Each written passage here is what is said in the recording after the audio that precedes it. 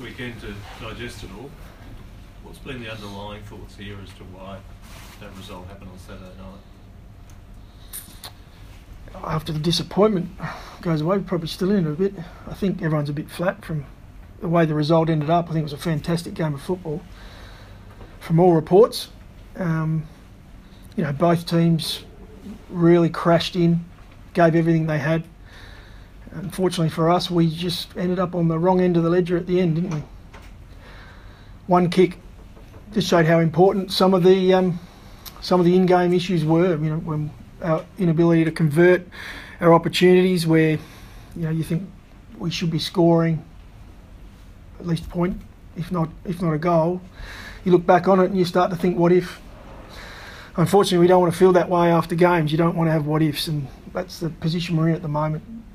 There's an interesting remark by the club president this morning that the players didn't follow Ken Ingley's plan. Is he right? Oh, I think that's a tough call. There's times in games where we don't quite get things right. The opposition have to be given credit for the way they influence the game, and sometimes it looks like we're not playing the way we want to play, and sometimes that's our own fault. Sometimes that's because the opposition, they're strong in that area. I thought they were really strong at the way they structured up behind the ball. Obviously, they intercepted the ball on a number of occasions on the night. That's their strength. McGovern's outstanding in that area. Unfortunately, we weren't able to avoid him, and he influenced the game. But by no means did our players go away from what our game plan is. That question of McGovern then leads to the hindsight debate on Trengo. Should have you played him to actually deal with McGovern, like you did with Rance and Trengo several weeks earlier? Yeah, look, we played our best 22 that have been our best 22 for the last month, and that was our focus going in. We didn't want to go in being reactive. We went in and played the way we wanted to play. We've tried different roles as far as tagging forwards, and we've found we haven't had success in that area. And we went in with a certain method. I thought we had some real opportunities, as I said before, to punish them, and unfortunately we weren't able to do that. So you look back across the entire game, that it wasn't the difference. It was one of those moments, one of those small things that impacted. There are a lot of different things on the night.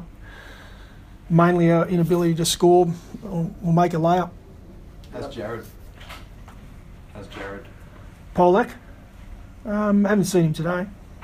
I think he was disappointed after the game.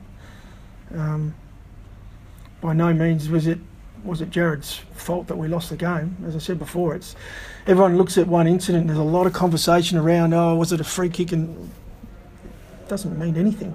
There's more to the game than just 2 seconds. But he was disappointed along with a lot of other players. A lot of the group. The boys were gutted after the loss. Because we probably had ourselves in a position where we'd like to think we hold on for that 5-minute period and we can see the game out and come out with a win, but we weren't able to do that. Jared's such a solid bloke. Does anyone need to say to him, you shouldn't come down to that? That one person feels like he might feel like he has to take responsibility for what happened, but realistically, like you said, it's not up to him. I think the players all get around each other, and he wasn't the only one disappointed at the end of the game, and probably sitting there thinking it was all my fault. Everyone seems to, the world revolves around the individual a bit, doesn't it? In that moment, everyone's thinking about what could I have done differently, and that's I get back to that point about what ifs. You just don't want to have what ifs after games. But there'll be 17 teams who will have that in a couple of weeks' time. And there'll be one team that's not thinking that way. What would have been your call on that last play? Would have been before the free kick.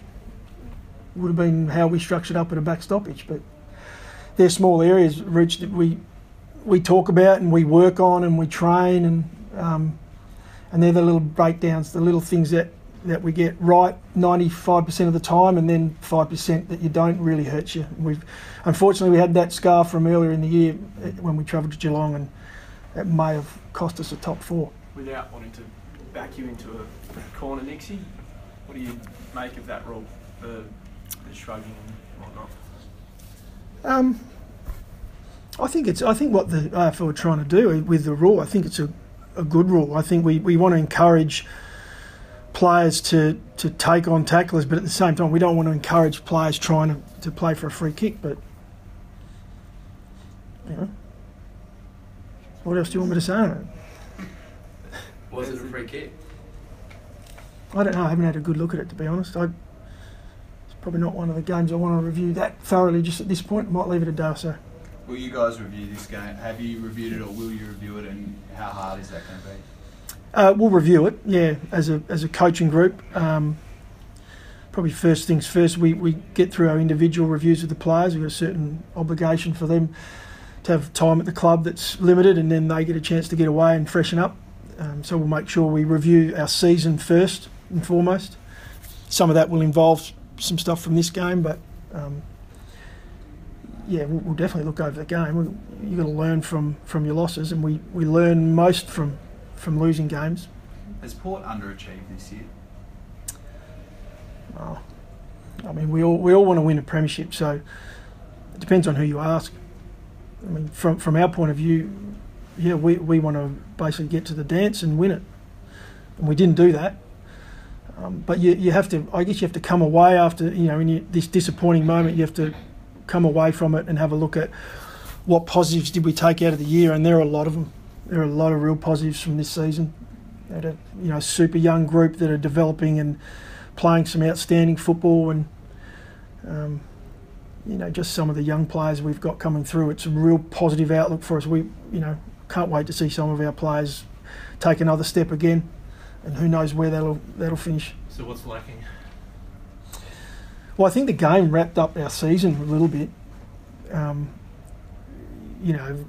We had opportunities to punish the opposition and really put scoreboard pressure on them. We weren't able to do it. Well, that's the season in a nutshell. We unfortunately we just couldn't quite finish off those layups that I was talking about. When the best sides finish, they convert not only with set shots or shooting for goal, but converting fast break opportunities. When you've got the opposition, you turn the ball over, because we've shown we can turn the ball over. We've shown we can defend turnover. It's just, I think we're sitting in the top 6 for the ability to score off turnover. We need to take that up into the top 2. Do you at what stage? I mean, you spent a couple of years in a very highly rated league wide as an assistant coach. At what stage do you consider what might be next for yourself personally? I'm always considering what's next. Next is review this year and how do we get better again, because I think it's an exciting time, and I want to be involved, and we're on a journey where we're making some really good progress. I'm actually quite excited about the group we've got.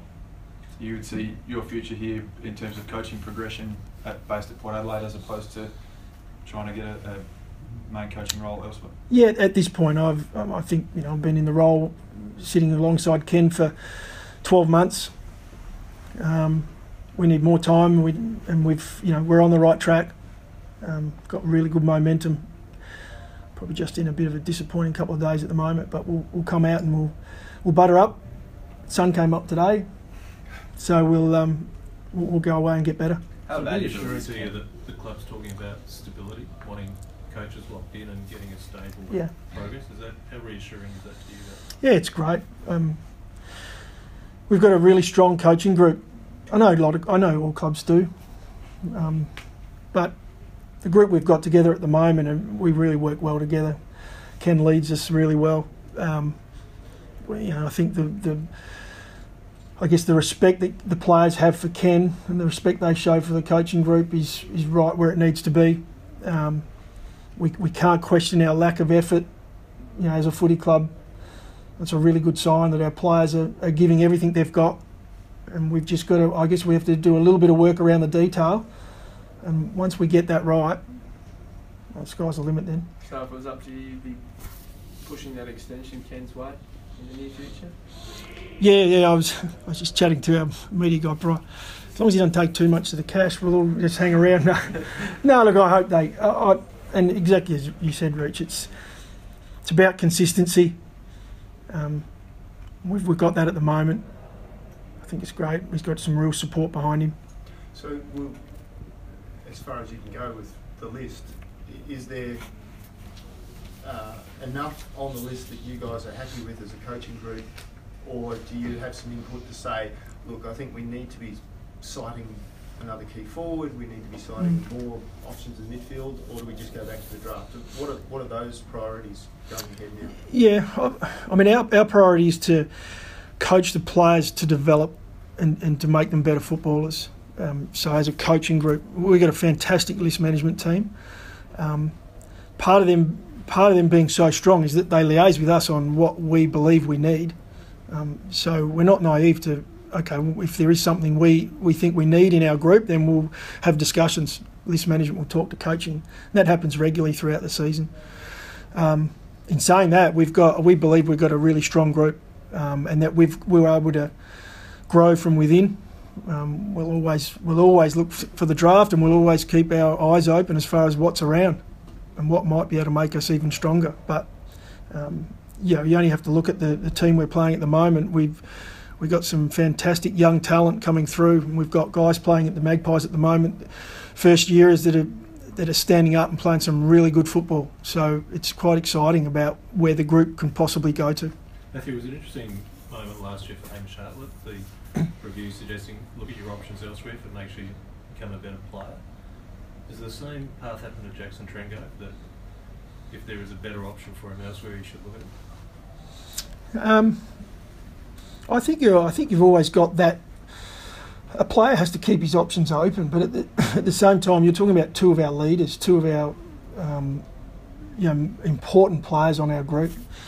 Hamish went through that period last year, and there's a lot of information flying around about what was said and what was going on, and he's a super important part of our group, and he's shown that this year. We were stoked that he hung around and stayed on as a really important leader.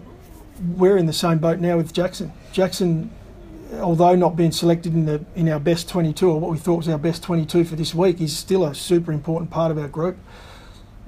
The way he's held himself for the last 2 weeks off field, the way he's gone about his football on field, we can't ask for him to have done it in a better manner.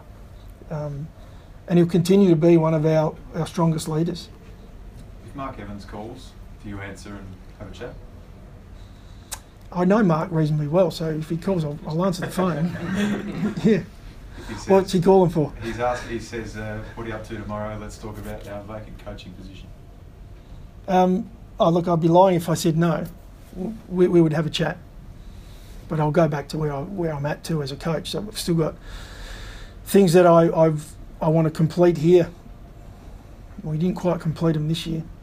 How important is that in terms of a coach's development then, to make sure you go somewhere with a bit of success and a bit of backing behind you, as opposed to taking the first available role? I think it's more about being ready to coach, and it has to be the right fit of where you're going. So there's a lot of, you've got to do a lot of investigation into where it is you're heading, who you're going to be working with, does it fit? Not so much about what you've achieved, but you've got to know within yourself whether you're ready to coach or not. Is there an issue with Sam Graves, Sam Mitchell, with the claim that Sam Mitchell spat in Sam's direction? Not that I'm aware of, no. Nixie, you've spoken a lot about the young players and how exciting that is. When the president comes out and says the jury's still out, whether we should have picked all of the young players or not, what would be your response to that? Yeah, I might have been taken out of context a little. I mean, David spoke to the group post-game. Couldn't be more proud of the effort they showed. He spoke on why we're here, what do we play football for. He could see the disappointment on the group's faces, all of them, and how gutted everyone in the room was, and he was part of that. He was disappointed. I think his comments around our youth is, externally there's going to be questions on selection. When you lose games of footy, there always is. By no means was David speaking about the fact that he believed we made the wrong decision. We played our best 22 coming into that game, and I'll come back to it. We had opportunities, and we should have won the game. Unfortunately, we didn't finish. In hindsight, does that inexperience hurt you in the end? in those little moments, in those key moments where you didn't finish? I mean, that's probably what most will say outside. We don't believe that's the case, no.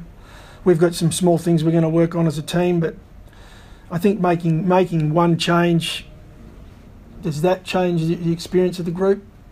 No, not really. I mean, some of our youngest players are Pal Pepper, Ollie Wines, Darcy Byrne-Jones. When we talk about us being inexperienced compared to the other 8 or other 7 teams in the finals, that's the players we're talking about. Well, Ollie Wines walks into our best 22, as does Darcy Byrne-Jones, Pal Pepper. So there's some young players that we're playing. We couldn't be more happy for the fact that they are young. How much more do you learn from a devastating goal after the siren loss as opposed to a 10-goal drubbing in a final like that? Do you learn a lot more, even just mentally, from a game like that? I don't think it's... sounds sadistic, but I don't think it's a bad process to go through, to feel pain. I think to feel pain like that, it's something that you don't want to feel again. It's like when someone really hurts you, you're not going to go back there and mess with that person again, are you? So maybe we take something away from it. Maybe we mature a little quicker as individuals or as a group. So I think most involved would say it's one of the most painful losses you could have, double extra time in a final. I'm not sure how many times it's happened, but I don't know. Everyone responds differently, don't they? How much then after that do you wish you could just get into season 2018 already? Yeah, we've started. As a coaching group, we've started. As a playing group, we'll start this afternoon, and that's part of review. We're previewing now next year. So the reviews are sort of between today and Wednesday. Is that how it's going to work? Yeah. And then the players have their time off after Wednesday or Thursday? Yeah, I think from Thursday onwards they're away. Yep. Our senior players and the Magpies boys are got the week off into the grand final.